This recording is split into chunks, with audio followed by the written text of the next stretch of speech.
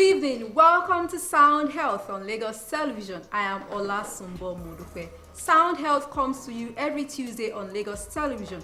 Did you know that 40% of pharmaceutical products today have a natural product basis and a landmark drug drive from traditional medicine? The World Health Organization says 80% of member states now use traditional medicine. This is our focus today on Sound Health. The conversation begins after this break. Please stay tuned.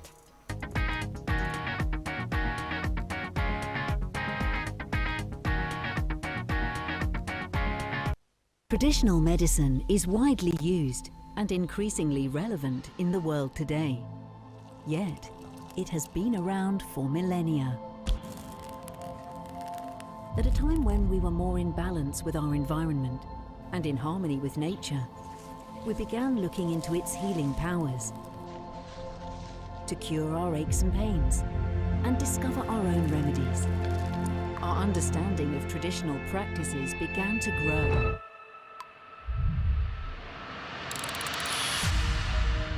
Now over 80% of the world's population use traditional medicine. It's also the foundation for many modern medicines and practices. Some 40% of the approved pharmaceutical products in use today come from natural substances like tree barks and plant roots. So why don't national health strategies fully take all this into account? To answer these and other questions, we welcome the World Health Organization's Global Center for Traditional Medicine. A bold new vision that starts in Jamnagar, Gujarat in India, but has a truly global reach. A center to support evidence and data, sustainability and innovation. Bringing together the latest knowledge and technology to advance our understanding of methods already in use by billions of people.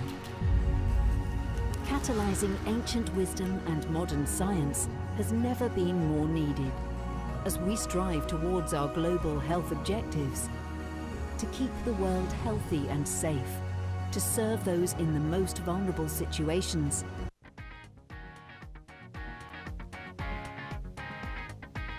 It is still Sound Health on Lagos Television. Joining us via Zoom this evening is Dr. Oladipo Kolawole, Head Microbiology Department, Adeleke University. He is also the founder of Helix Biogen Institute, which has developed COVID-19 vaccine candidate that has been captured by the World Health Organization, making it the second from Africa. Good evening, Dr. Kolawole. Thanks for joining us. Thank you for having me on the program. I'm so grateful, and it's my pleasure to be here. All right, Dr. Kolawole, the World Health Organization says over 40% of pharmaceutical products today have a natural product basis and landmark drug derived from traditional medicine. Why is there a sudden shift or an attention to the traditional medicine? You know, what drives, let's say, some of the time is the need. And from what a point of discussion we had, I think before we talk about the Western medicine, it's finding roots from traditional medicine. So most of the drugs that we are taking today, we have what we call synthetic and semi-synthetic.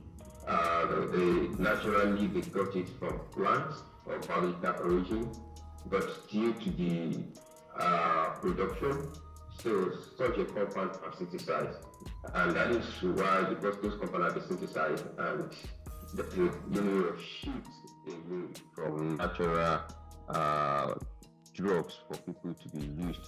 And another thing I've seen from my personal view is that there is a way we have downplayed the traditional way of treating things. And before the Western world brings their ways of treatment, which is good to us in Africa, we have some various means that we have been treating our people, and we need to encourage it more in a scientific manner so that all of us can get a dividend of being an African truly in the way we treat ourselves. All right, before we go further in depth now, let us know the difference between natural medicine and traditional medicine. Is there any difference between the two? I think when we talk about natural medicine and traditional medicine, they are intertwined. Yeah, they are intertwined. Uh, Anything can be natural. Water is a medicine, it's natural. So the word traditional, it's it's too big. It's a set of people that call something traditional. I don't subscribe to it. How will somebody call my thing traditional? What does it have to be that's traditional? So did I have to? I feel like it's just a set of people calling some set of people traditional. So that's why it is. They say somebody is a traditional ruler. Everybody is a ruler.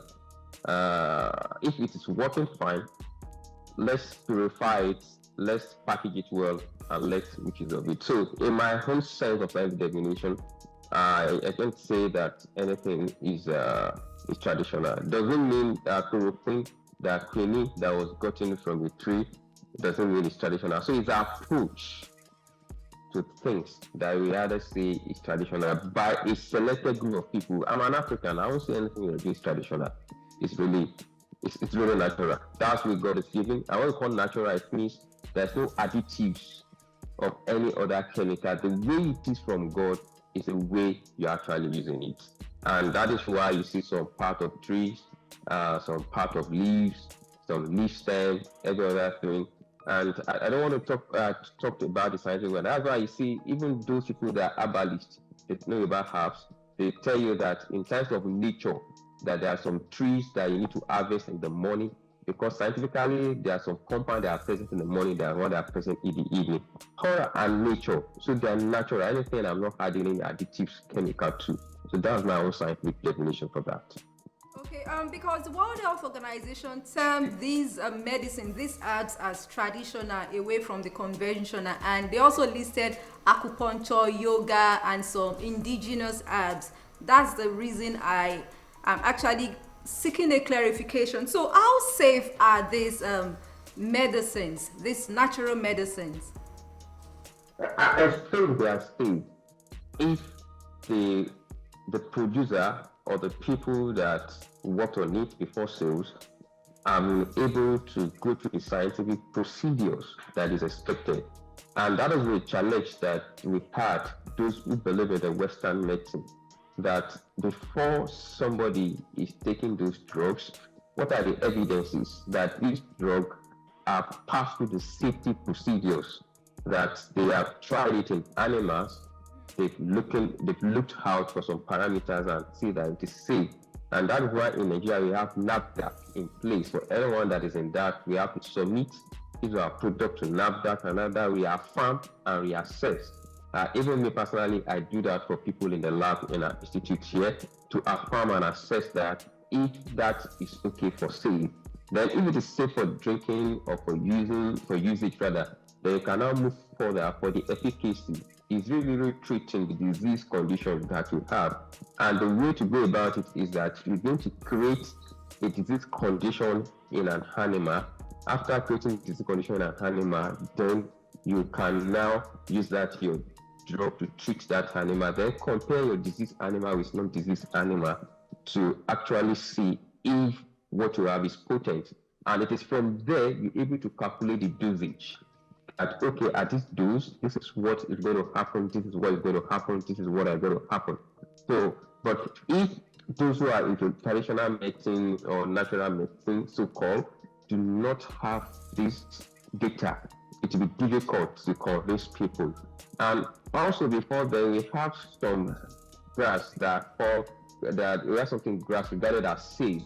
There are some plants, some trees like that. For instance, Zobo, everybody drinks Zobo, and it has with Medina use. So some of the time, people may not have the need to carry out that assay, but for scientific acceptance, those assays needed to be done so that it can go beyond Nigeria, it can go beyond the shore of Africa.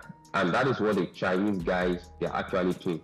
And that's what I can say. And even if you look in the past, I'm not advertising, I didn't have a relationship with them. If you look at Yanken when they started, the way they package their drug in a scientific modernized way. So if people getting involved in those things can have the latest techniques and tools to package their drug for safety, for Action Life, every other countries that have been able to overcome those challenges, like in the Indians, the Chinese people from China, they're able to package their drugs in a natural way. And that's why you see people buying a lot of supplements up and down like that. And that's only the difference, that we Africans need to do something like that so that it will be well acceptable. I have heard about India that even with China, rather, you go to China for hospital, you have the traditional medicine people, you have the Western medicine people, so you can go to the clinic and choose which one you're actually interested in. What the natural herbs or the natural medicines have been with us from time immemorial. It is territorial, no doubt about that. It is an African thing. So how do we move above this past mark? Yeah, I think one of the ways to move away the past mark is to see ourselves as a team, and those in the field should work with other scientists and try to present the evidences in a scientific manner. Not like when we do somebody will have a drug that can kill 15 diseases. It doesn't work that way. That drug will have one of the ailments that is most potent against. So if you can learn how to present our data, our results in a scientific manner, then it's more easier for us, for our product to be well acceptable internationally. Then when you do that, you do animal trial. There is a way you can do a mini clinical trial. Then you have your data set, you register with appropriate agencies. We have NAFDAC here, we have Federal Ministry of Health, we have Standard Organization of Nigeria, we have all those organizations. Once you register, you pass your mark, then you can move to real journal, because the cost for you to register in Ghana, the procedure is quite different from Nigeria. So you move gradually until you're able to get the whole world at large. But the most important thing is that it must be well documented, it must be verifiable, we must be ready to share data with people that we trust, and we're able to follow the procedure for registration and scientific procedure involved in drug development. Dr. Kolawole, are you with me? Yeah. Okay, apart from I know that funding is a big challenge. Funding and the infrastructure is a big challenge. Yeah, How do we overcome these two challenges? In terms of infrastructure, we have a way around that. Like I said, we should identify different institutions and organizations that can support each stage of our study. It's a bad mentality to feel that I'm developing something, I will be the one to finish everything. No. If you can collaborate with other people in the field, it is pretty much easier for people to actually get this thing done. Then secondly, for funding, I think in this space, it works beyond that you can, if you have a preliminary data, you can apply for grants, you can apply as a firm for investors. If you have a preliminary data, so I can show that this thing is potent. Those who are interested in making money from drug, because all the big pharmaceutical industries that you see, so people are invested in it. So if you present your data in a logical form, it's the place for you to see investors that will really support the work that you are doing. The World Health Organization is also advocating plant-based meal, plant-based medicines for tackling malnutrition, eating hunger, and all that. What's your support? What's your take on this now that we are also advocating for regulation and advancement of natural and traditional medicines? I think that's the best thing, because me personally, I'm thinking in that line, because I have some studies I'm doing in my own lane at the lab at Helix that we actually working on antimicrobial peptides, but of plant origin, because we know that it is easier for us to work with plants. We have a lot of phytochemicals and other things, and these are the things that we consume every day. There is nobody that will not take plant products in a day, and we know that most of the plant products, not all, but most of them are actually safe for consumption, and they are readily available. This is something that easily you can mass produce. If you have a land, you can cultivate the plant as much as possible, and you can create an artificial environment for you to have the plant throughout the whole season. So these are things, and when you cultivate the plant for your drug, the plant is also contributing to the ecosystem, thereby contributing to the fact of climate change. So you see that it has another impact. Even if you are deriving products from it, the plant we are growing is contributing significantly to the environment. So that's why I know WHO, because they want to green gas to be reduced. So it's then chemicals, because most of those chemicals are recalcitrants. Then we look at plant-based products. Our shelf life is shorter compared to other chemicals. So it means the bioaccumulation that you have, the toxicity level will be reduced compared to the other sources. I think with all these points, few of them that I've just mentioned, that is why WHO is trying thinking in that line, in which I'm in full support of what they have come up with. All right, the World Health Organization is having its first high-level global summit on traditional medicines. What is your agenda for this summit, and what are your expectations? I think the agenda for this summit is virtually very great, because it's going to showcase a lot of traditional natural medicine, people that are working in that space, to showcase what they are doing, to showcase how far they have gone. And that is why I say that possible we can see the effects of those drugs. At the same time too, we can see how many people can come in to support those individuals. Because if that platform is not existing, there will be an available opportunity to showcase those who are working in that area. And we can still know most of our plants from different regions, what they are capable of doing in terms of health. Okay, Dr. Kolawole, now your calls to action as we wrap up this segment. Yeah, I think one of the things I rightly say is that we need to work as a team of both scientists, the general population, and most of these things that we have in Africa, we should not let go. There should be proper documentation. We know in the olden days there are some old papas that have done that. They could not document what they are doing. So if it's well documented, we can work on it as a scientist. Then we can be able to make it in the proper way, calculate the dosage, know what will hamper you, know what not hamper you, know the dosage you needed to actually cure a certain ailment in the body. So my own advice is that we should embrace this as long it is scientifically proven, safe and effective for the disease condition that is being established for. Safe and effective, that's the way to go. Dr. Oladipo Kolawole, Head Microbiology Department, Adeleke University, and founder of Helix Biogen Institute, which has developed COVID-19 vaccine candidate that has been captured by the World Health Organization, making it the second from Africa. Thank you so much for your time and thoughts on traditional medicine. Thank you for having me. It's my pleasure. All right, Sound Health continues with trending health report from around the world. Please stay tuned.